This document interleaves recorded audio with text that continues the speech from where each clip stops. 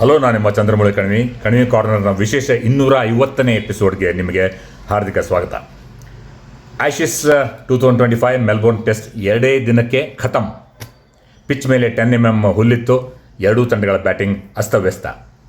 ಈ ಓವರ್ ಹೈಪ್ಡ್ ಆಶೀಸ್ ಸೀರೀಸ್ನಲ್ಲಿ ಆಗಲೇ ಇಂಗ್ಲೆಂಡ್ 3-0 ಅಂತರದಿಂದ ಸೋತ ನಂತರ ಈಗ ಮೆಲ್ಬೋರ್ನ್ನಲ್ಲಿ 15 ವರ್ಷಗಳ ನಂತರ 18 ಟೆಸ್ಟ್ಗಳ ನಂತರ 5468 ಡೇಸ್ ನಂತರ ಆಸ್ಟ್ರೇಲಿಯನ್ ನೆಲದಲ್ಲಿ ಒಂದು ಟೆಸ್ಟ್ ಗೆದ್ದಂತಾಯಿತು. ನಾವೇ ಬೆಟ್ರ್ ಅಲ್ವೇ? ಇತ್ತೀಚೆಗೆ ಬರೀ ಟೆಸ್ಟ್ ಅಲ್ಲ, ಸತತವಾಗಿ 2 ಸರಣಿ ಗೆದ್ದಿದ್ದೀವಿ ಆಸ್ಟ್ರೇಲಿಯಾದಲ್ಲಿ. ಸಾವಿರಾರು ಮೈಲಿ ದೂರದಿಂದ 20,000ಕ್ಕಿಂತ ಹೆಚ್ಚು ಇಂಗ್ಲೀಷ್ ಸಪೋರ್ಟರ್ಸ್ ಅಂದರೆ ಬಾಮಿ ಆರ್ಮಿ ಸಾವಿರಾರು ಪೌಂಡ್ ಖರ್ಚು ಮಾಡಿ ಬಂದು ನೋಡುವಾಗ ಹೀನಾಯ ಸೋಲು ಇಂಗ್ಲೆಂಡ್ ಅನುಭವಿಸಿದ ನಂತರ ಅವರಿಗೆ ದಿಕ್ಕೇ ತಪ್ಪಿತ್ತು. ಆದರೆ ಇನ್ನು 3 ಜನ ಖಂಡಿತವಾಗಿ ಪೂರ್ತಿಯಾಗಿ ಸೆಲೆಬ್ರೇಟ್ ಮಾಡುತ್ತಾರೆ. ಮೆಲ್ಬೋರ್ನ್ ಟೆಸ್ಟ್ ಮೊದಲ 3 ದಿನ ಸೋಲ್ಡ್ ಔಟ್. ಪ್ರತಿದಿನ 95,000ಕ್ಕಿಂತ ಹೆಚ್ಚು ಜನ ಬಂದು ರೆಕಾರ್ಡ್ ಬ್ರೇಕಿಂಗ್ ಅಟೆಂಡೆನ್ಸ್ ಇದು ಮ್ಯಾಚನ್ನು ನೋಡಿದರು.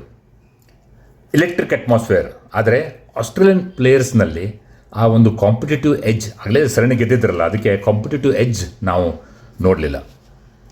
IPL ಮಿನಿ ಆಕ್ಷನ್ನಲ್ಲಿ ಕ್ಯಾಮ್ರನ್ ಗ್ರೀನ್ ಅವರು 25 ಕೋಟಿ 20 ಲಕ್ಷಕ್ಕೆ ಮಾರಾಟವಾಗಿದ್ದರು. ನೋಡಿ, ಅವರು ಬ್ಯಾಟಿಂಗ್ ಬಂದಾಗ ಥರ ನಡುಗ್ತಾಯಿದ್ರು. ಯಾಕಂದರೆ ದುಡ್ಡು ಬೆಂಕಿ ಇದ್ದ ಹಾಗೆ.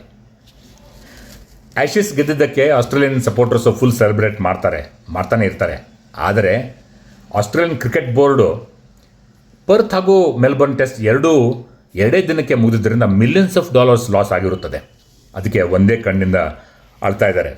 ಮೊದಲ ದಿನವೇ ಮೆಲ್ಬೋರ್ನ್ನಲ್ಲಿ 20 ವಿಕೆಟ್ ಉಡೀಸ್. ಏನಂತೀರ? ಪರ್ತ್ ತರಹ ICC ಈ ಪಿಚ್ಗೂ ವೆರಿ ಗುಡ್ ಅಂತ ಶಿಫಾರಸ್ ಮಾಡಿದರೆ ಆಶ್ಚರ್ಯನಿಲ್ಲ. ಆದರೆ ಇದು ಎರಡೂ ಟೀಮ್ನ ಆಟಗಾರರ lack of skill, cricketing skill ತೋರಿಸುತ್ತದೆ. ಆದರೆ ಬೆಳೆಯರೇ ಬಿದ್ದರೂ ಮೀಸೆ ಮಣ್ಣಾಗಲ್ಲ ಅಂತಾರೆ ಅಲ್ವೇ? ಈ ವಿಡಿಯೋ ನಿಮಗೆ ಇಷ್ಟವಾದರೆ ಲೈಕ್ ಮಾಡಿ, ಶೇರ್ ಮಾಡಿ, ಸಬ್ಸ್ಕ್ರೈಬ್ ಮಾಡಿ. ಯಾಕಂತಂದರೆ ಇದು 250th ಎಪಿಸೋಡ್ ಆಫ್ ಕಣಿವೆ ಕಾರ್ನರ್. 310,000ಕ್ಕಿಂತ ಹೆಚ್ಚು ವ್ಯೂಸ್ ಬಂದಿವೆ.